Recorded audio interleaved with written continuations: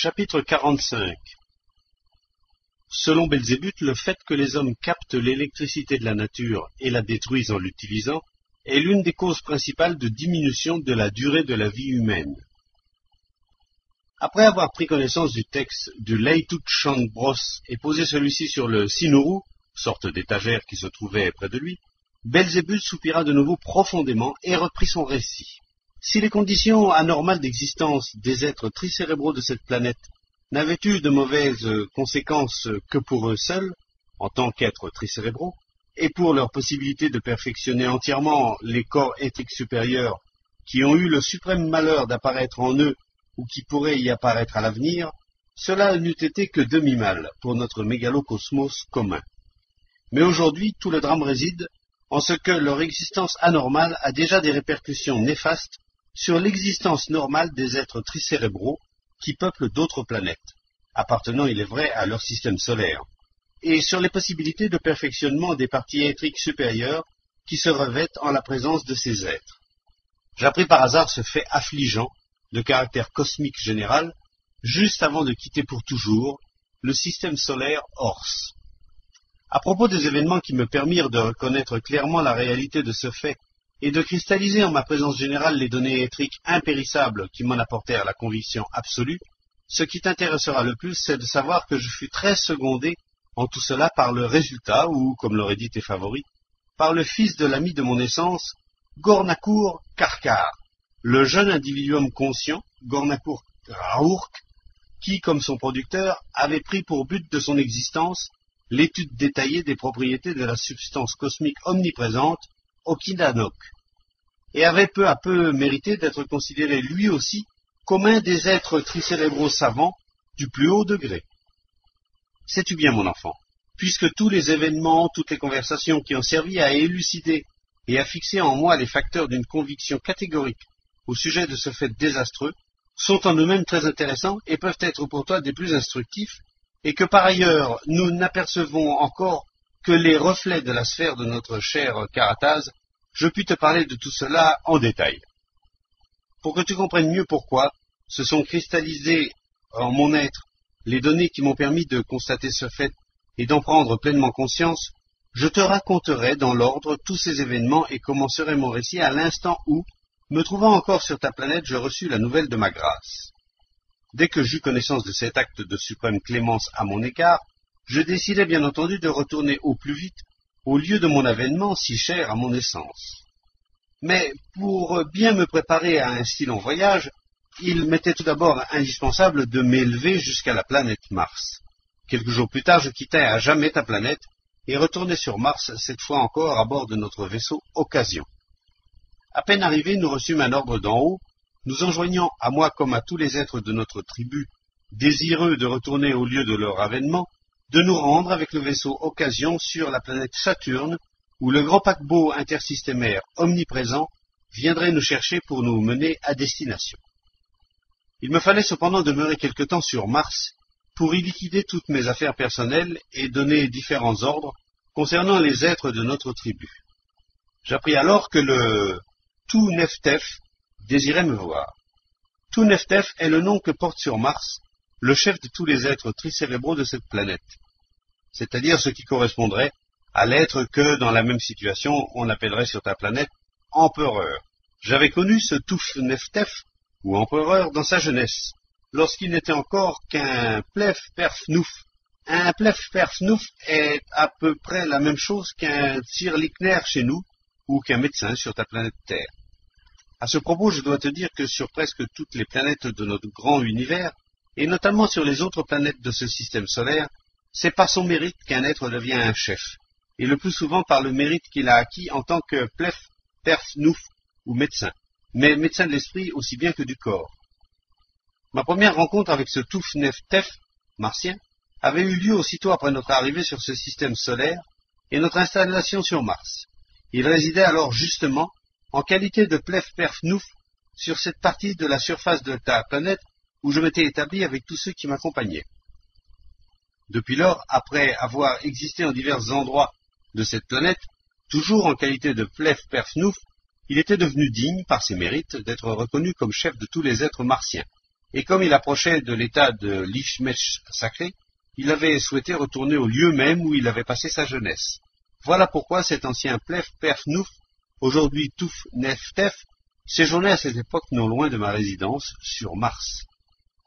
Ce Touf Neftef aurait été aux yeux de tes favoris un être vraiment très âgé. Selon le mode martien de calcul du temps, il avait en effet quelques 12 000 ans, ce qui en année terrestre n'aurait pas fait beaucoup moins. Il faut te dire que sur la planète Mars, la durée de l'existence des êtres est en général à peu près la même que celle des êtres tricérébraux de toutes les autres planètes de notre mégalocosmos. Bien entendu à l'exception de ces êtres qui se sont constitués directement à partir des premiers tétartocosmos et qui peuvent avoir une durée d'existence presque 3 fois plus longue. Les êtres tricérébraux qui apparaissent et existent sur la planète Mars, de même que ceux de toutes les planètes de notre mégalocosmos où se déroule une existence normale pour des êtres tricentriques, ont la pleine possibilité d'atteindre l'état de l'Ishmesh sacré, c'est-à-dire cet état où l'existence d'un être ne dépend plus, sous le rapport du très grand Iranirano-mange cosmique, que des substances qui surgissent directement des manifestations de la très sainte source originelle elle-même, alors que pour les autres êtres, cette existence dépend de substances cosmiques, surgissant des résultats de toutes les concentrations qui sont centres de gravité de l'ensemblouisard cosmique fondamental. S'ils parviennent à cet état de l'Ishmesh sacré et que la raison de leur partie suprême soit déjà pleinement développée jusqu'au degré requis par le mesureur sacré de raison objective, alors le processus du rasquarno sacré ne s'accomplit en eux que lorsqu'ils le veulent. En outre, leur corps éthrique suprême passe directement sur la sainte planète du purgatoire. Ainsi donc j'étais revenu de la planète Terre sur la planète Mars. Et je me hâtais d'y quitter toutes mes affaires quand on m'informa que le Touf Neftef de cette planète désirait me voir personnellement. Cette requête de l'honorable Touf Neftef me fut transmise par Aoun au moyen de ce qui est appelé sur cette planète un Kele-e-Ofu. Un Kele-e-Ofu sur la planète Mars équivaut à ce que l'on nomme sur Terre un billet. Ce Kele-e-Ofu disait « Haute révérence, j'ai appris que vous vous étiez rendu digne de recevoir de notre Père Créateur commun la pleine rémission de vos fautes de jeunesse et que vous alliez quitter ma patrie pour toujours. C'est pourquoi le vieillard que je suis est très désireux de vous voir. J'aimerais vous donner ma bénédiction pour la dernière fois et par la même occasion remercier en votre personne tous les êtres de votre tribu pour l'attitude bienveillante qu'ils ont manifestée pendant de si longues années à l'égard des êtres de ma patrie. »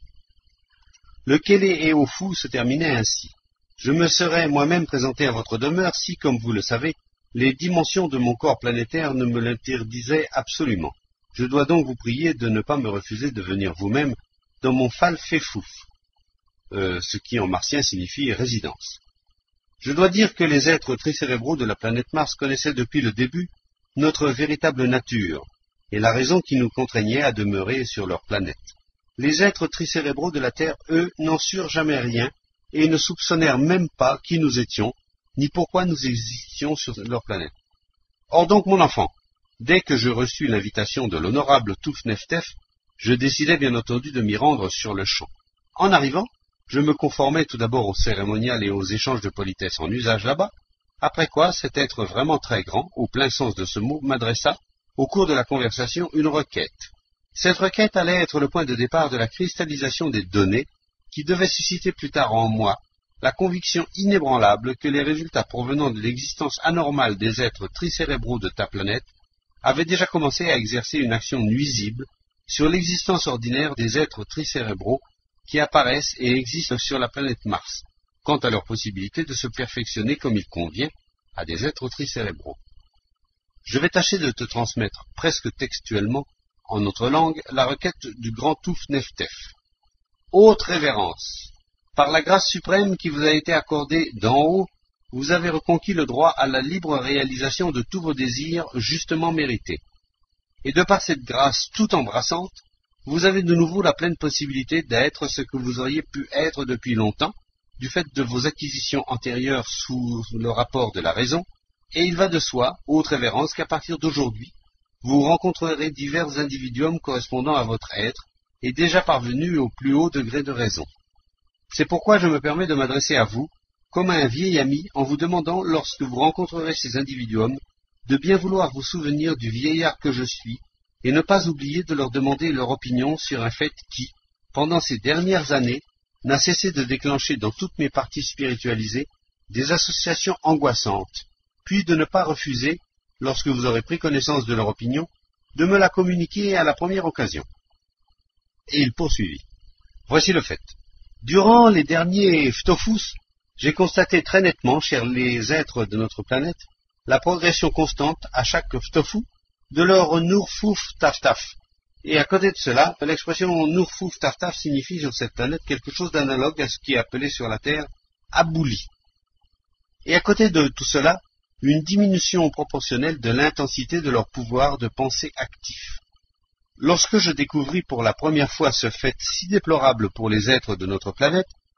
je me mis à réfléchir intensément pour en déceler la cause, afin d'être capable de donner aux êtres qui avaient mis leur confiance en moi des indications qui leur permettraient de lutter pour déraciner ce facteur indésirable, apparu depuis peu en leur présence générale. Mais bien que j'ai très souvent et longuement médité sur cette question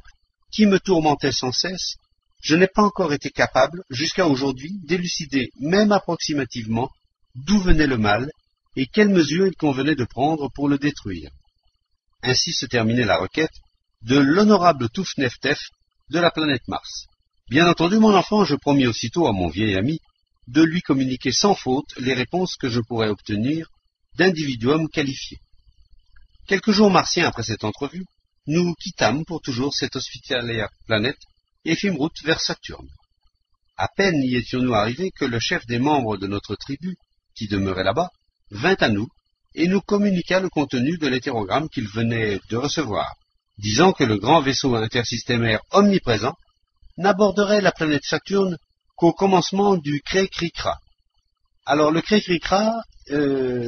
désigne là-bas une période de temps déterminée par la position qu'occupe cette planète par rapport d'une part au Soleil de son système, d'autre part à une autre planète de ce même système nommée Neptune.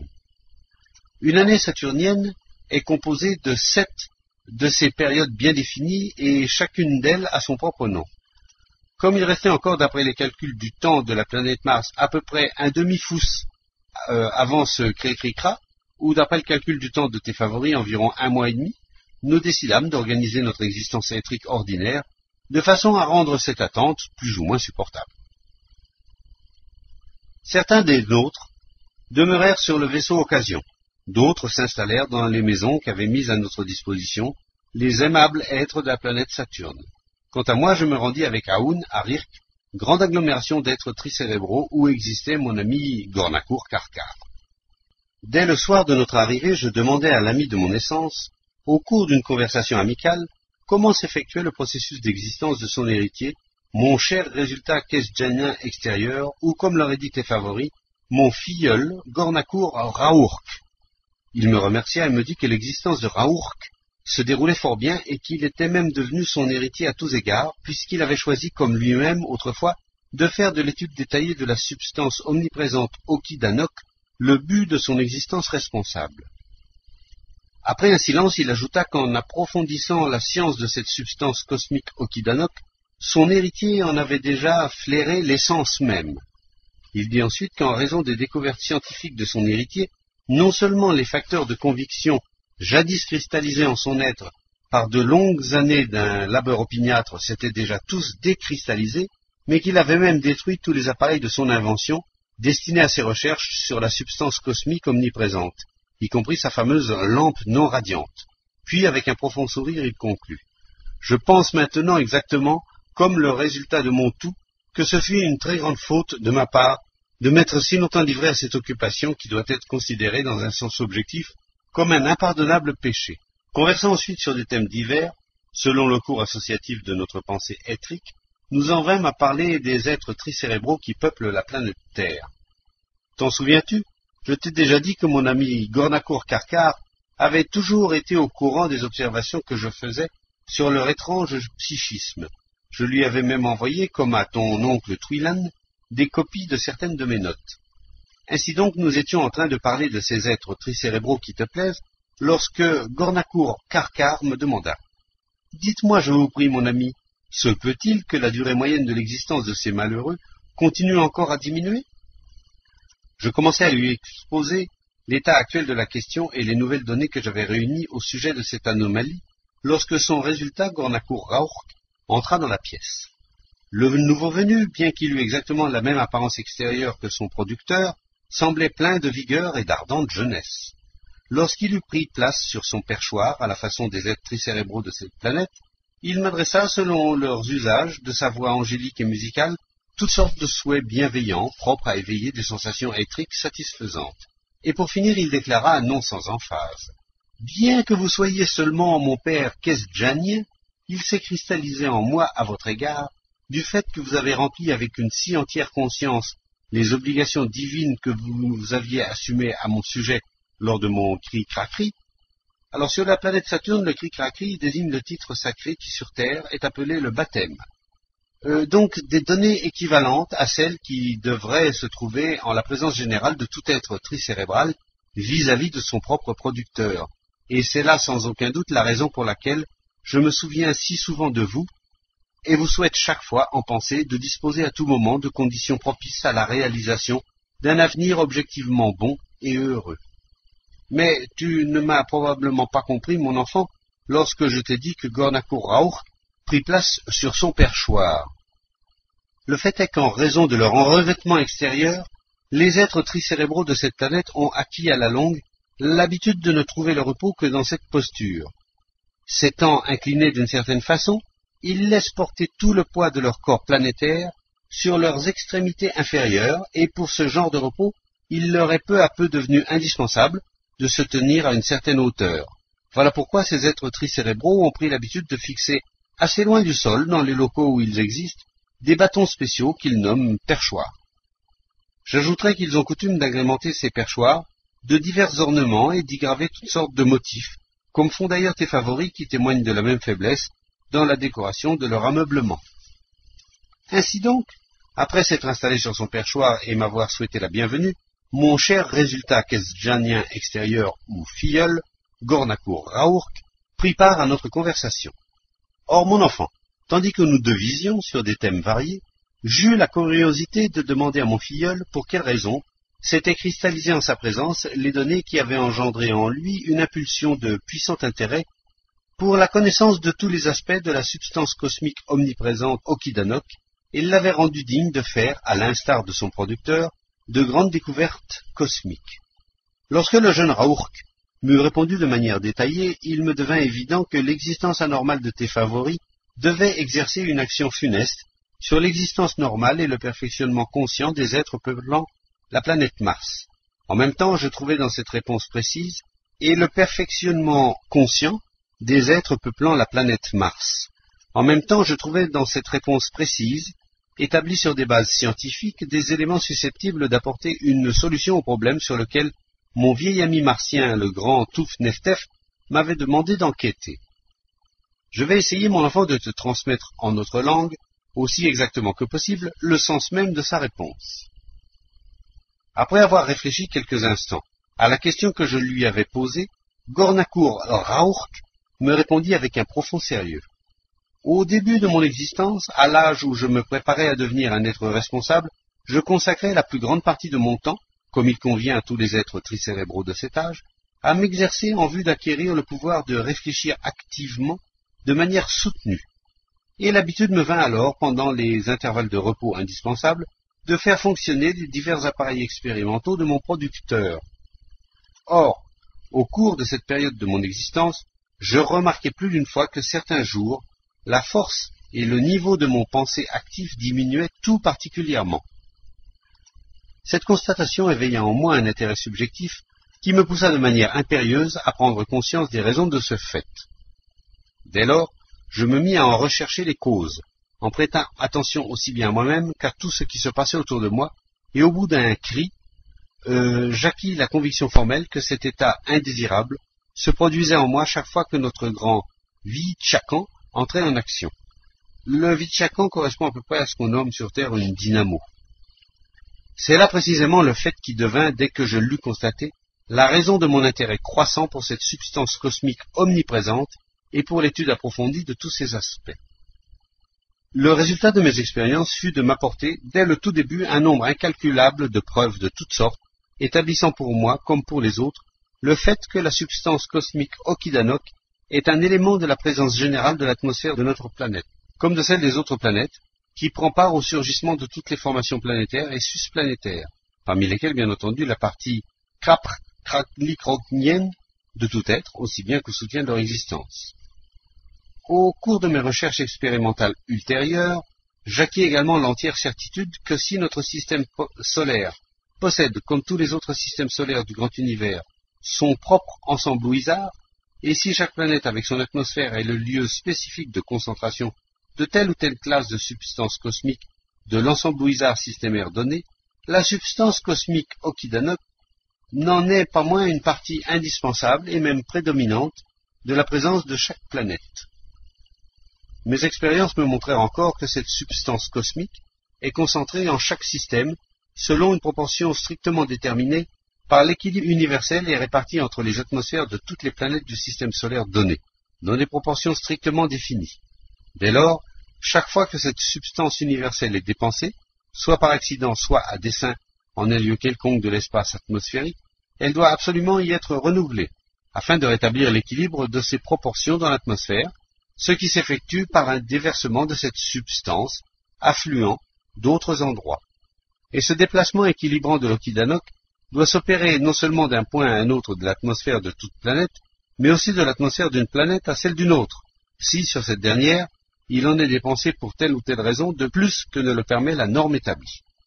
Enfin, je réussis à élucider pour ma propre raison avec précision et sous tous ses angles, puis à prouver aux autres le fait que non seulement la substance cosmique Okidanok présente dans notre atmosphère et constamment renouvelée est nécessaire à la présence générale de notre planète, et constitue même le plus important des facteurs d'apparition et de maintien de l'existence, mais que l'essence de chaque formation intraplanétaire et susplanétaire relativement indépendante, de même que l'essence des êtres de tout système de cerveau et de revêtement extérieur, dépendent elles aussi de cette substance. Enfin, que la possibilité pour les êtres tricérébraux de se perfectionner et de fusionner alors avec la cause première de toute chose existante en dépend de même exclusivement. Je le répète, le résultat de toutes mes recherches expérimentales me permit de reconnaître très clairement et d'acquérir des données indiscutables pour prouver aux êtres de mon entourage qu'à tout point de vue, la destruction dans la présence de la planète et dans son atmosphère de la substance cosmique omniprésente Okidanok équivaut presque à la destruction consciente de tous les labeurs et résultats de la très sainte cause première de tout ce qui existe. Sur ces mots, encore tout animé par son sujet, mon cher filleul, le jeune et ardent Gornakur Raourk, termina son discours. Au milieu des explications de Gornakur Raourk sur les propriétés de la substance cosmique omniprésente Okidanok